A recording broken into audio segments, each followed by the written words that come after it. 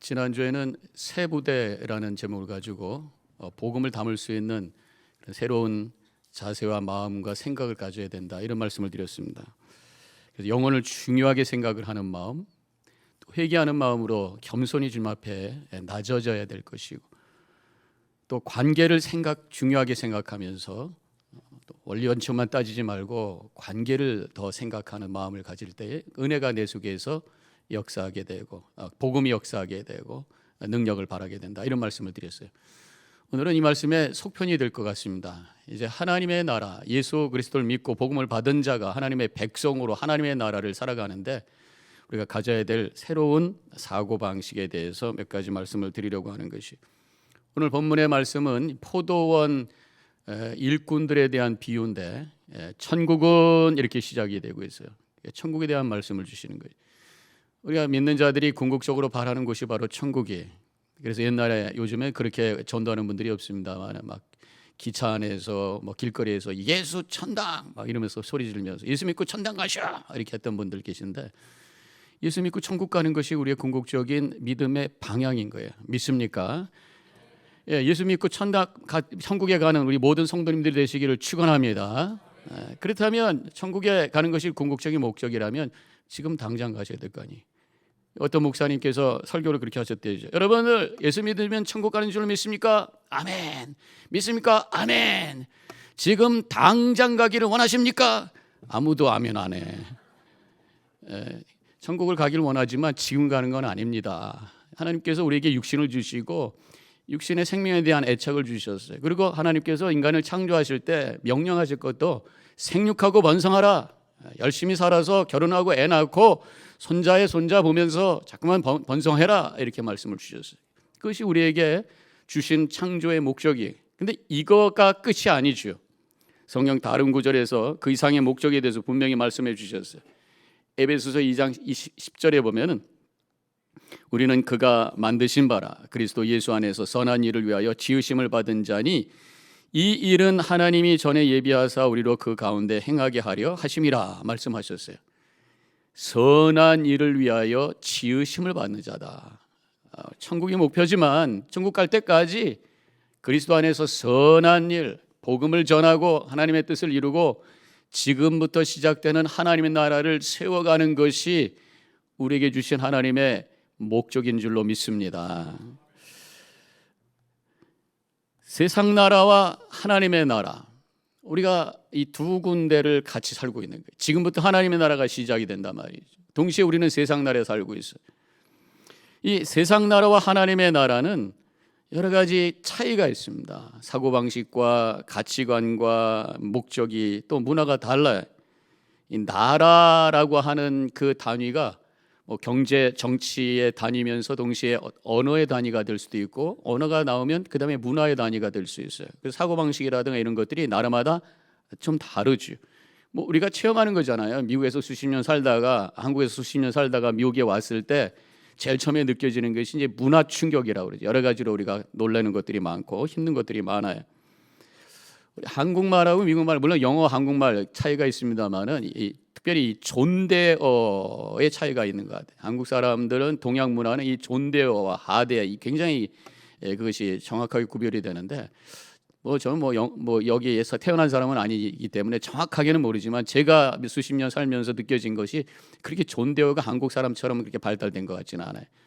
그렇지만 폴라이트한 단어하고 표현하고 루드하고 오펜시브하고 좀 다르죠. 예를 들어 could you do this for me please 하는 게 있고 do this okay 하고 다르잖아요. 여기가 폴라이트하게 하는 것하고 막 루드하게 하는 거하고 좀 있어요. 그런가 하면 이 이름을 부르는 게 좀 다르죠. 미국 사람들도 포멀하게 미스터 킴, 미스터 팍 이렇게 얘기합니다만 가까우면 다 first name 부르죠.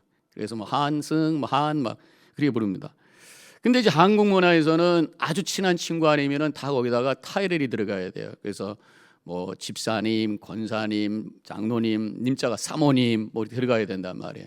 요새 한국에서는 옛날에 제가 있을 때는 그렇지 않았는데 이름에다가 님자만 붙여도 요새 좀 서로 호칭이 되는 좀 다른 문화가 생겼습니다만은, 어쨌든 이 호칭에 굉장히 한국 사람들은 예민한 그런 민족이라고 할 수가 있겠어요.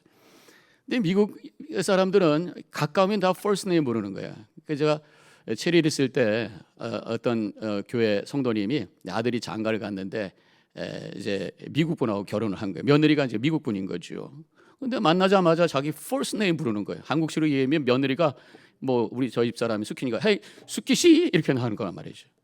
얼마나 이 좀 불편한 마음이 있었는가. 문화적 충격이에요. 그래서 나중에 안 되겠다 싶어가지고 자꾸만 이름 부르는 게 불편해가지고 나한테 한국말로 엄마라고 해라. 그래가지고 엄마. 근데 보니까 저희 아내의 언니네도 조카들인데 다 딸들이거든요. 근데 외국분하고 결혼했는데 거기 한 큰딸 큰 조카의 사위는 엄마, 아버지 이렇게 부르더라고요. 영어를 하면서도. 그러면서 그렇게 하라고 하니까 그렇게 하는 거죠. 미국 분들은 이름을 내가 불러달라는 대로 불러주게 돼 있어요.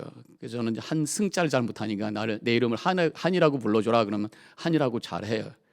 언젠가 이 슈퍼마켓에 갔는데 어떤 할머니가 이렇게 캐시어를 하고 있는데 생전 본 적이 없거든요. 근데 저한테 하이 한 그러더라고요. 그래서 어떻게 내 이름을 알지? 그랬더니 그것이 아니라 한이의 준말이 바로 한이더라고요.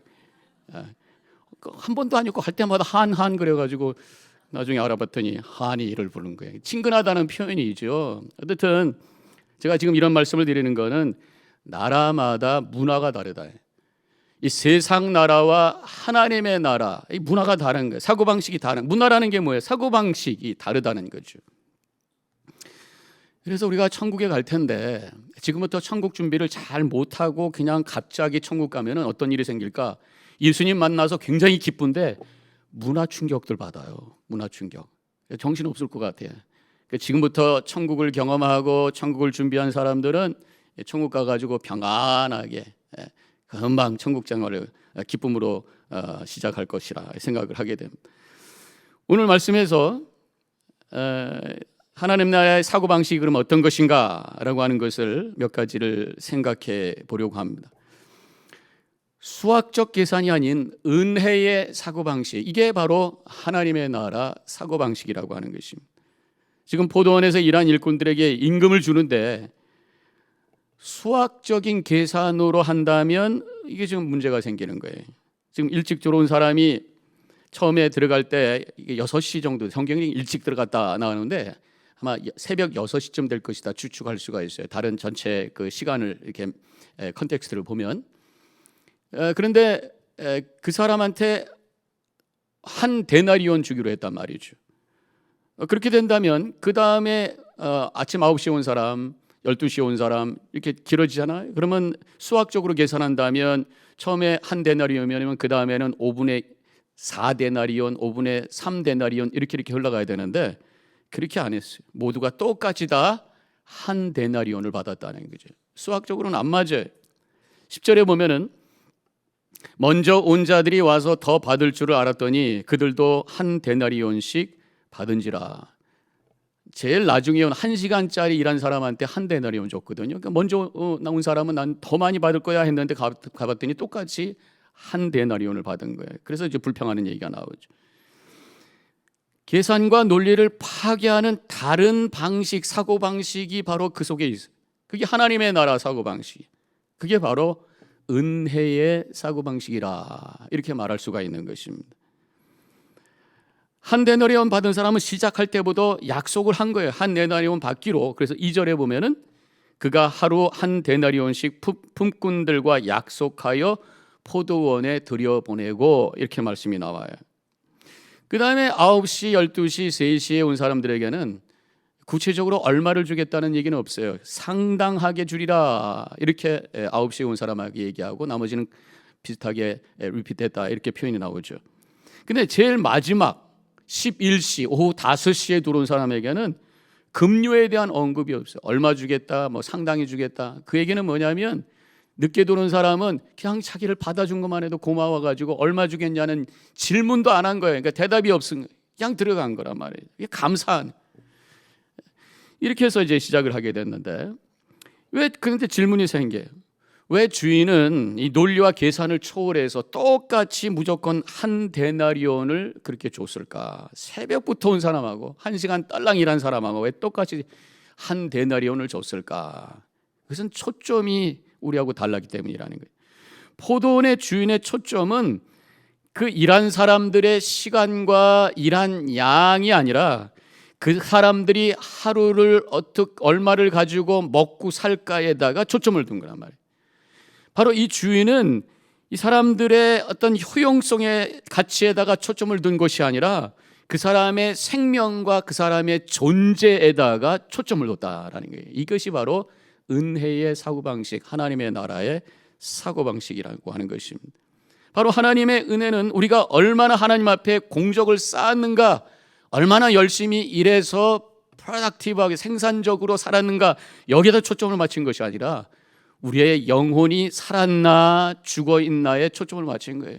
그래서 우리의 공적과 상관없이 믿음 하나로 똑같이 우리들에게 하나님의 생명, 영생의 선물을 허락해 주신 줄로 믿습니다. 이것이 바로 은혜예요. 이런 사고방식을 갖는 것이 바로 하나님의 나라라고 하는 것이에요. 그래서 예수 믿고 은혜 받은, 구원받은 하나님의 나라의 백성으로 사는 우리 성도들은 먼저 복음을 깨닫고 감사하는 마음에서 은혜가 흘러가게 되는 것이죠. 은혜라고 하는 것이 뭘까? 여러 가지 설명을 합니다만 또 한 가지는 은혜는 내 능력으로 할 수 없는데 하나님의 능력으로 주신 것, 내가 아무리 노력해도 할 수 없는데 하나님께서 선물로 주신 것, 이것이 바로 은혜다. 내 힘으로는 해결할 수 없는 이 죽음과 죄의 문제를 하나님께서 예수 그리스도를 통해서 십자가에 달려 죽게 하심으로 말미암아 그 문제를 해결해 주신 이 사건이 바로 은혜라고 하는 것이. 제가 30여 년 전에 미국에 유학 비자를 가지고 들어왔어요.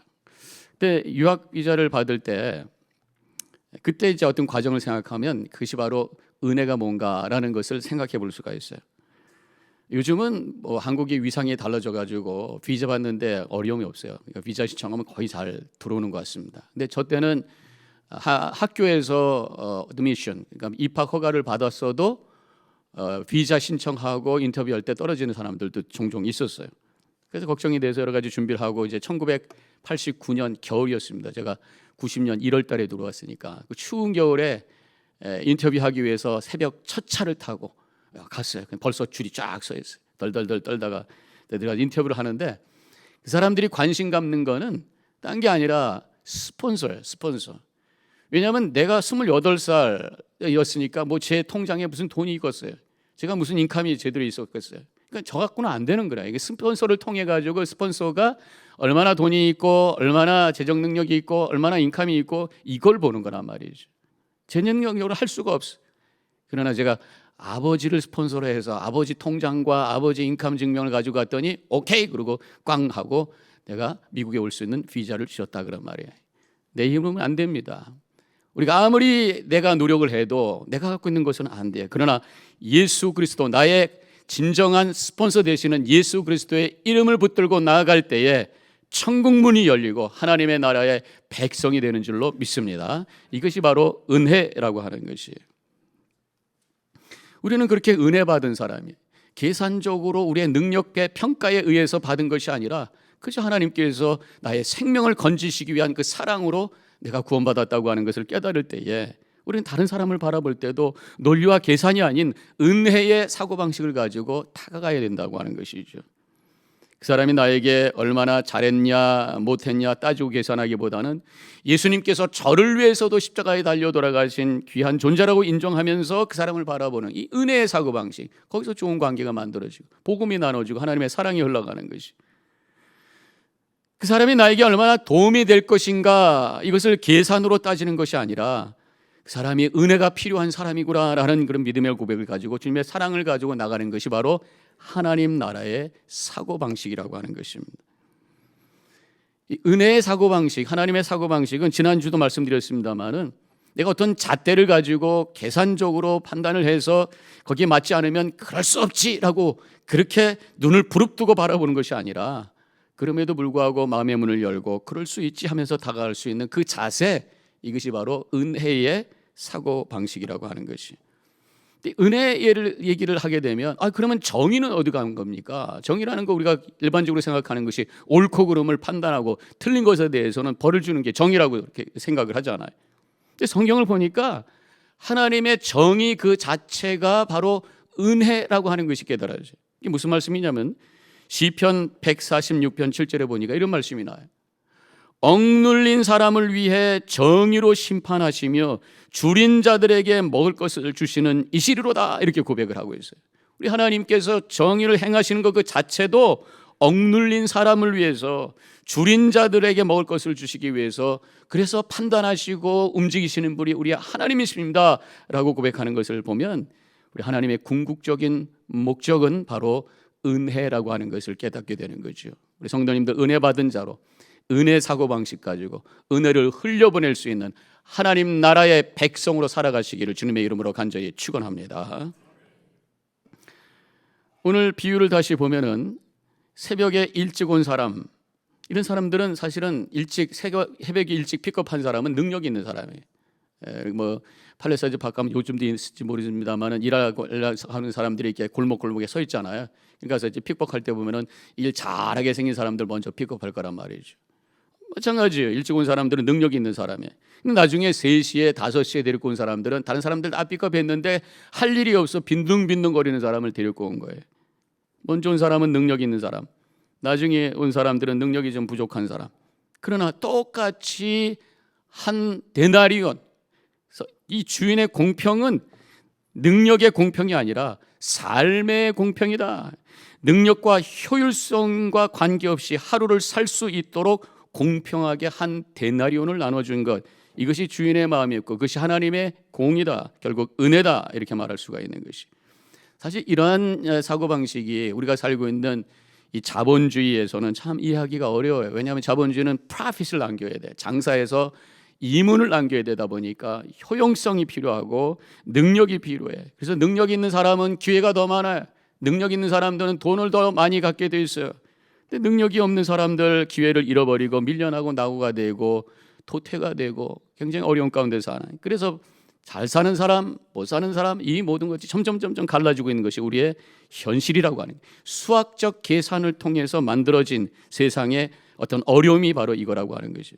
그러나 하나님의 나라는 능력과 관계없이 모두가 한 소중한 한 생명으로 존중받는 그런 세상. 우리가 살고 있는 이 자본주의에서 이것이 현실적으로 일어난다는 것이 사실 쉽지가 않아요. 그렇지만 그런 마음을 가지고 서로를 바라볼 때에 내가 하나님의 나라 백성으로서 할 수 있는 일들이 보이기 시작한다고 하는 것입니다. 어제 김영철 집사님 추모 예배가 있었습니다. 84세에 아주 연약한 그런 분이시죠. 미국에 가족이 안 계세요. 한국에 따님이 한 분 계신데 큰 딸은 얼마 전에 세상을 떠났고 미국에서 한국에 계신 들어올 수 없는 상황이에요. 혼자서 아프신데 아무도 옆에 돌보는 분도 없어요. 쓸쓸히 외롭게 세상을 떠나셨어요. 여기에서 청소하시는 사찰 집사님이시죠. 세상에서는 이렇게 약하고 쓸쓸하고 외로운 자로 떠나셨지만 하나님의 나라에서는 그분이 하나님을 사랑하고 교회를 사랑하는 마음이 있기 때문에 하나님께서 그를 귀한 존재로 받아주시고 영접하시고 어깨 피시고 기쁨 가운데 살고 계시는 줄로 믿습니다. 이것이 바로 천국이고 하나님의 나라라면 바로 교회가 이런 하나님의 나라를 닮아가려고 하는 모습이 보여야 된다고 하는 것이. 그래서 저희 교회가 결국은 그분이 가족이 없으니까 장례식을 할 수가 없어요. 그래서 어제 새벽에 수십 명이 모여서, 그분이 우리 교인도 아닙니다. 교회에서 청소하시는 분이, 그러나 그 영혼을 위해서 우리가 간절히 기도하면서 귀한 시간을 들여 하나님께 예배를 드렸다고 하는 것, 이 자체가 바로 은혜의 사고방식 속에서 나온 아름다운 모습인 줄로 믿습니다. 우리 성도님들은 그렇기 때문에 사람을 그저 능력과 외모로만 보지 않기를 바라요. 약하고 가난한 사람을 향해서 하나님의 마음으로 은혜로 다가가야 된다고 하는 것이. 보통 사람들은, 세상 사람들은 가난하고 좀 부족한 사람들 보면은 게을러서 그래, 열심히 공부 안 하고 그래, 열심히 안 살아서 그래, 이렇게 하면서 무시하고 외면할 때가 많아요. 그 세상적 사고방식이에요. 그러나 하나님의 나라 백성인 성도들은 아무리 부족하고 연약할지라도 그들도 하나님의 사랑받는 귀한 존재라고 하는 마음을 가지고 다가갈 때 하나님의 사랑과 은혜가 우리를 통해서 흘러가게 되는 줄로 믿습니다. 야고보서 1장 21절에 이런 말씀이 나와요. 하나님 아버지 앞에서 정결하고 더러움이 없는 경건은 곧 고아와 과부를 그 환난 중에 돌보고 또 자기를 지켜 새 속에 물들지 아니하는 그것이니라. 경건한 삶, 영적인 삶은 기도하고 성경 보는 곳에서 끝나는 것이 아니라 연약하고 부족한 사람들을 위해서 은혜로 다가가는 것이다, 이렇게 말씀하고 있어요. 은혜의 사고방식으로 우리 주변을 바라보시는 성도님들 되시기를 바랍니다. 우리 교회 안에 이러한 은혜의 사고방식이 통하는 하나님의 나라가 되시기를 주님의 이름으로 간절히 축원합니다. 하나님 나라의 사고방식 두 번째로는 비교의식보다는 절대의식 속에 사는 것이다. 10절, 먼저 온 자들이 와서 더 받을 줄 알았더니 그들도 한 데나리온씩 받는지라. 지금 자기들이 더 많이 받을 거라고 생각했어요. 비교해 보니까 처음에 받은 사람이 한 데나리온 받았으니까 나는 지금 훨씬 일 많이 했으니까 더 많이 받아야 돼 라고 생각하면서 좀 다가오는 거죠. 그게 아니었기 때문에 불평불만하는 그런 모습이 그 다음에 나오고 있습니다. 그러나 이 상황 속에서 주인의 논리로는 공평한 거예요. 일꾼들의 논리로는 불공평한 것이. 이 불공평하게 느껴진 이유가 바로 비교의식에서 나왔다고 하는 것이에요. 나는 12시간 일했어. 1시간 일한 사람이 한 데나리온 받았으면 나는 12데나리온을 받아야 돼. 이런 비교의식에서 나오다 보니까 그것이 안 됐을 때 거기서 속이 상하고 원망하는 마음이 생겼다고 하는 것이. 이 비교의식이라고 하는 게 철저한 세상 나라의 사고방식. 사탄은 이러한 비교의식을 통해서 우리의 영혼을 파괴하고 그래서 미움과 시기와 질투와 또 분노를 만들어내면서 우리의 영혼을 파괴한다고 하는 것이. 하나님이 없는 세상에는 그럴 수밖에 없어요. 왜냐하면 기준이 나예요. 나보다 잘난 사람, 나보다 못난 사람, 나보다 더 가진 사람, 나보다 못 가진 사람, 그래서 더 잘나고 더 가진 사람 부러워하고 그러면서 열등의식 갖고, 나보다 좀 부족하고 덜 가진 사람 보면서 우월의식 갖고 열등의식과 우월의식, 이게 바로 세상 사람들이 갖는 마음이라고 하는 것입니다. 그러나 하나님을 믿고 사는 사람은 하나님의 통치하에 하나님의 나라로 사는 다른 사고방식이 있어야 되는데 그것이 바로 절대의식이라는 거예요. 하나님만을 바라보며 나에게 주신 은혜를 감사하고 하나님만을 바라보며 하나님의 뜻이 무엇인가 깨닫고 주님의 뜻에 순종하며 살아가는 절대의식, 신앙의 믿음의 고백 속에 살아가는 우리 성도님들 되시기를 축원합니다. 그래서 14절에 오늘 말씀해 보니까 내 것이나 가지고 가라. 나중에 온 이 사람들에게 너와 같이 주는 것이 내 뜻이니라. 너는 내가 받을 거 받았으니까 가져가라. 이 절대의식이라는. 잠깐만 비교하면서 왜 저 사람은 저인데 나는 이거야. 그렇게 하지 말라고 말씀하셨어요. 사도 바울이 절대의식 속에서 자신의 여러 가지 문제를 이겨냈던 것을 고린도전서 19장 9절에서 이렇게 말씀하고 있어요. 나에게 이르시기를 내 은혜가 내게 족하도다. 이는 내 능력이 약한 데서 온전해짐이라 하시니라. 그리고 쭉 이어져 가고 있어요. 이 말씀은 뭐예요? 육체의 가시, 그게 무슨 질병이라는 말씀도 있고 그것이 자신의 외모라는 말씀도 있고 다른 사람하고 비교해 보니까 왜 나는 이런 아픔이 있는 거야? 왜 나는 이런 외모야? 그러면서 실망하고 힘들어서 하나님 이것을 좀 해결해 주십시오 3번이나 기도했는데 하나님께서 내 은혜가 내게 족하도다. 이미 내가 받을 수 있는 거 충분히 받았어. 절대의식 속에서 이미 하나님의 은혜에 감사하면서 비교의식 하지 말고 믿음 안에 살아가기를 원한다 라는 말씀을 듣고 오히려 자신의 연약함을 가지고 하나님의 능력을 바라는 삶을 살겠습니다, 고백하고 있는 것이 바로 이 사도 바울의 고백인 줄로 믿습니다. 이것이 바로 하나님의 나라의 사고방식이라는 것이. 마지막 한 가지 더, 과거보다는 지금을 생각하는 것이 하나님의 나라의 사고방식이에요. 8절과 9절 보면은 나중에 온 자로부터 시작하여 먼저 온 자까지 삭슬 주라 하니 제 11시에 온 자들이 와서 한 데나리온씩 받거늘. 처음 일찍 온 사람 먼저 준 것이 아니라 나중에 온 사람을 줬다. 내가 먼저 왔으니까 납니다. 어떤 시간과 순서를 따지는데 그것이 아니다 하나님. 16절에 보면은 이와 같이 나중된 자들로 먼저 되고 먼저 된 자로 나중되리라. 시간을 초월해서 베푸시는 그러한 하나님의 그 역사를 여기서 보게 된다고 하는 것입니다. 오늘 이 본문에서 이 먼저 온 사람들은 예수님께서 의미했던 것이 율법주의자래요. 일찌감치 하나님의 말씀대로 산다고 애썼던 사람이, 여기서 나중된 사람은 세리와 죄인입니다. 그들이 세리와 죄인이었지만 예수님을 만나면서 그들이 회개하고 복음을 받아서 새로운 마음으로 하나님께 돌아온 사람들, 그들이 나중된 자들이 먼저 됐다고 먼저 믿었다고 그들이 훌륭한 것이 아니라 지금 예수 믿고 지금 하나님을 사랑하고 지금 살아있는 믿음으로 다가오고 있느냐가 중요하다라고 말씀하시는 것이 바로 예수님의 뜻인 줄로 믿습니다. 사람들은 자꾸만 순서를 얘기해요. 내가 일찍 왔으니까 내가 선임이야. 그래서 군대 가면은 하루라도 먼저 오면 내가 짬밥순으로 먼저 해. 고참이야. 이게 따지잖아요. 학교에서도 먼저 들어간 사람이 선배야. 선배 후배 뭐 따집니다. 교회에서도 내가 이 교회 먼저야. 너 이제 왔어. 그래서 어느 교회 보니까 뭐 열심히 온 지 얼마 안 돼서 열심히 일하시는 분 보면서 막 뭐 질투하고 뭐 굴러온 돌이 뭐 박힌 돌을 뺐다. 뭐 이런 얘기를 막 하면서 우리 교회 말고 다른 교회에서 그런 얘기를 뭐 듣기도 하고 그러는데, 이거는 지금 세상적 사고방식을 가지고 하는 말씀이란 말이에요. 천국에 갔는데 천국에 먼저 오신 우리 선배님들이 야 니들 이제 왔지? 지금부터 신고식해. 그러면서 선배님 해야 돼. 그런 거 없어요. 천국에 먼저 왔다고 예배를 드리는데 우리는 앞줄이야. 넌 저 꼬매 뒤로 가. 이런 거 아니에요. 천국은 모든 사람들이 똑같이 하나님을 향해서 지금 기쁨으로 찬양하는 그 아름다운 공동체가 하나님 나라인 줄로 믿습니다. 그래서 우리 성도들은 다 함께 서로 기뻐하면서, 우리 하나님의 나라는 시간 밖에 있는 영원한 나라예요. 그래서 시간을 초월해 있는 나라입니다. 그래서 뭐 10년 전이나 지금이나 다 똑같은 거예요. 베드로후서 3장 8절에 보면 이런 말씀이 나와요. 주께는 하루가 1000년 같고 1000년이 하루 같다는 이 한 가지를 잊지 말라. 하나님은 시간에 초월해 계신 분, 하나님의 나라도 시간에 초월해 있어. 수십 년 전에 왔든지 지금 왔든지 하나님 보시기엔 똑같다. 지금 내가 예수를 믿고 있는가, 지금 은혜를 깨닫고 감사하고 있는가, 지금 주님을 위해서 충성을 다하고 있는가, 그것이 중요하다 주님께서 말씀하고 있습니다. 우리 뉴저지 더바인 교회 성도님들은 누가 먼저 왔다 나중 왔다 따지지 말고, 내가 과거에 무엇을 했네 말았네 그것 따지지 말고, 지금 열심히 믿음 생활하는 분들 격려하시고, 교회를 섬기는 분들 인정하시고, 예배 열심히 드리시는 분들 축복해 주시고, 다 함께 하나님을 향해 섬기며 나아가는 하나님의 나라 공동체가 이곳에 세워지시기를 주님의 이름으로 간절히 축원합니다.